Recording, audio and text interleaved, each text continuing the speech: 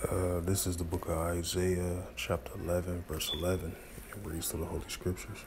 And it shall come to pass in that day, the Lord shall set his hand again the second time to recover the remnant of his people, which shall be left from Assyria, and from Egypt, and from Pathros, and from Cush, and from Elam, and from Shinar, and from Hamath, and from the islands of the sea. Shalom. First and foremost, I'd like to give all praises and glory and honor to Yahweh, Ba'ashem, Yahweh Shai, Ba'ashem, Okar Shalom to the elders of Great Millstone for preaching the word truthfully and sincerely. And shalom to the Akim, scattered through the four corners of the globe, preaching the word truthfully and sincerely as well too. And I say Shabbat Shalom to the Akim out there. And I was just going into the title of this lesson is going into Isaiah 11 chapter all the way to the 13th verse.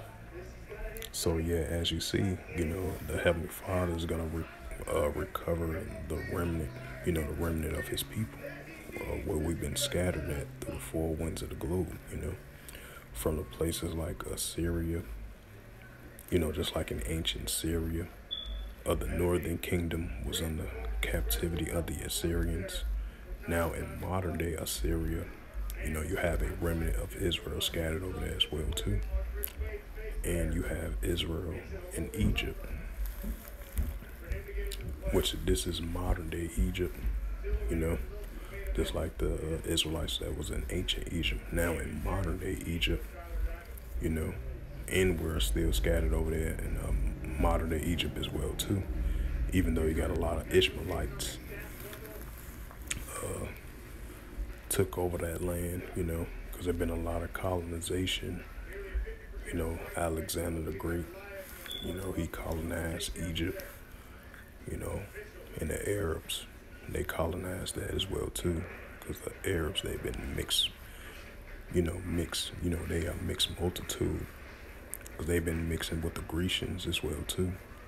A lot of them are descendants of the Grecians, but you still gonna have a remnant of Israel over there as well too, and from Pathros, and from Cush, those Cush areas like Ethiopia, Somalia, and all places that those are the descendants of Cush, the Somalians and Ethiopians, the Cushites.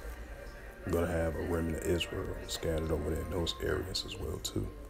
Elam, like Persia, because Iran, Persia, which is modern day Iran, because Iran used to, in ancient times, they used to be, the Persians.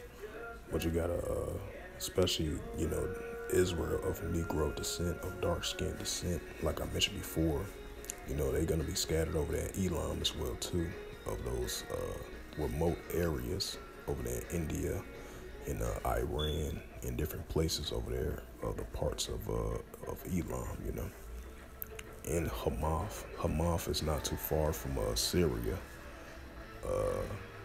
Syria spelled as Syria.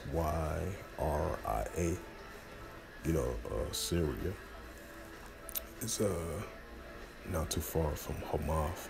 Syria is not that far from Hamath and that area in the Middle East over there, So you're definitely going to have a remnant of Israel throughout Africa and throughout Elam and Shinar and Cush and Pathros and Syria and Egypt and the islands of the sea, especially like the Caribbean islands, the Virgin Islands, Haiti, Dominican Republic, Puerto Rico, all through those islands of Israel is going to be located at, and even the Philippines as well too, because you're going to have especially the Israelites of Negro descent, the dark-skinned Israelites over there in the Philippines, those are remnant of Israel over there as well too.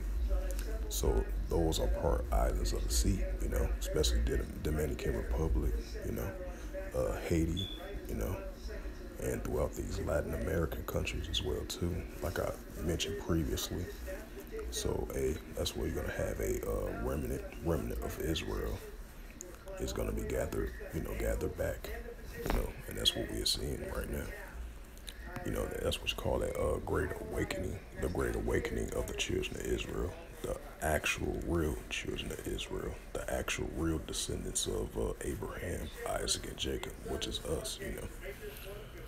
And this is, go to the next verse. This is Isaiah chapter 11, verse 12, and it reads, "And he shall set upon an ensign for the nations, and shall assemble the outcasts of Israel." Right, the outcasts of Israel, of what we've been scattered of these nations. Look at, we are looked at as the outcast of society, looked at as an outcast amongst these nations. And that's why the Heavenly Father is that great awakening, waking us up of actually who we actually really are, because we are the outcasts of society. We're outcasts amongst these other nations. So Israel is being waken up in the latter days. The valley of dry bones is being woken up. We are being risen to coming back of who we actually really are, as the descendants of the children of Israel, the sons of Jacob. And I'm going to read it again. It says Isaiah 11 and 12, "And he shall set upon ensign for the nations, and shall assemble the outcasts of Israel, and gather together the dispersed of Judah." Right, the dispersed of Judah been scattered through the four winds of the globe, especially the southern kingdom. Judah, Benjamin, and Levi. But this is in particular the dispersed of Judah. Because the dispersed of Judah been scattered throughout London, Great Britain, West Africa, definitely West Africa, throughout that whole region of Africa in the western part. So those are prime examples. Because you look up an ancient map, used to be the land of Judah, and that dispersed area of that as well too. So those are prime examples of the dispersed of Judah, especially over here in North America, Central America, and South America, and throughout the four winds of we've been dispersed at. And I'm gonna read it again for the second, third time, Isaiah 11 and 12, "And he shall, and he shall set an ensign for the nations, and shall assemble the outcasts of Israel, and gather together the dispersed of Judah from the four corners of the globe." Right, for the four corners of the globe, or where we've been scattered at, because we've been scattered we've been scattered to different four winds of nations, because we've been of what these nations we've been scattered at.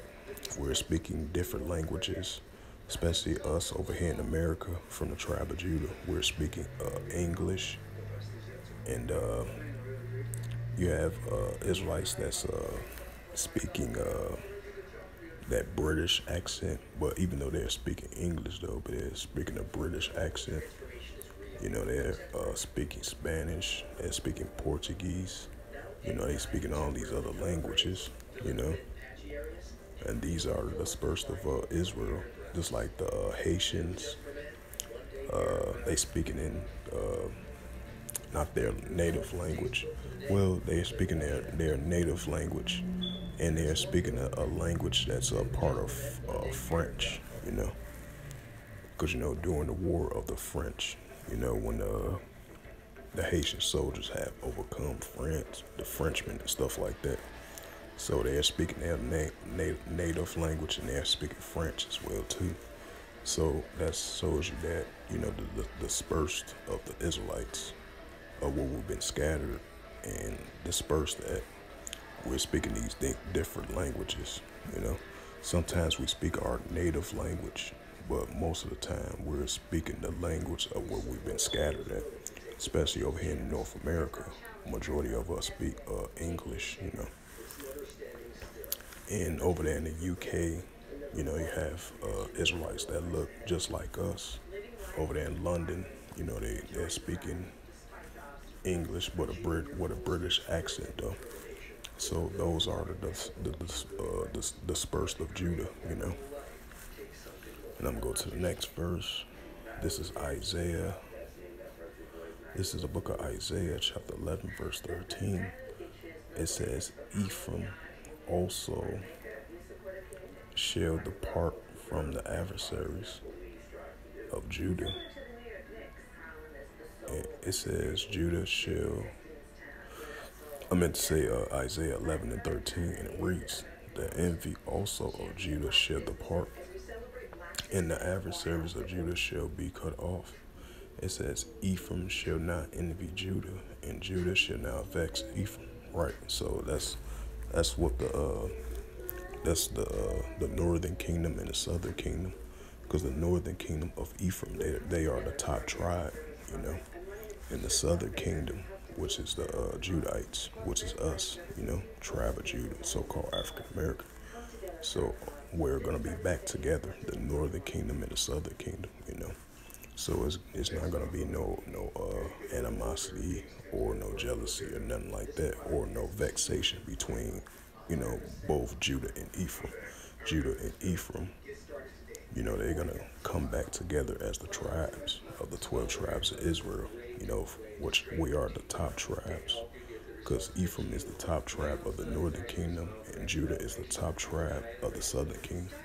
So the northern kingdom and the southern kingdom, they're gonna come back together all as one, of where we've been dispersed at, especially the Judah dispersed of the four winds of the globe, and Ephraim, where he been scattered at as well too, as part of the top tribes of the northern kingdom, and Judah of the dispersed of the four winds of the globe as the top tribe,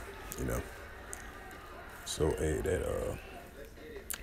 that envy and the vexation from both tribes, from the northern and southern kingdom, is gonna be, it's gonna be gone, because both tribes is gonna come together back as one, as one family, and we're definitely seeing that in the latter days. We're gonna continue to see that increase as well too, of where we've been scattered at, as being the children of Israel.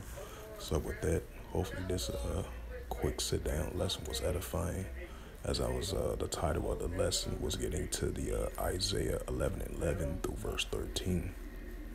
So with that, once again, hopefully this lesson was edifying. I would like to give all praises and glory and honor to Yahweh, Ba'ashem, Yahweh Shai, Ba'ashem, Wakakadash. Shalom to the elders of Great Millstone for preaching the word truthfully and sincerely.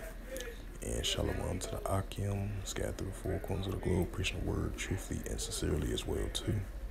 And until next time, I will say Shabbat Shalom.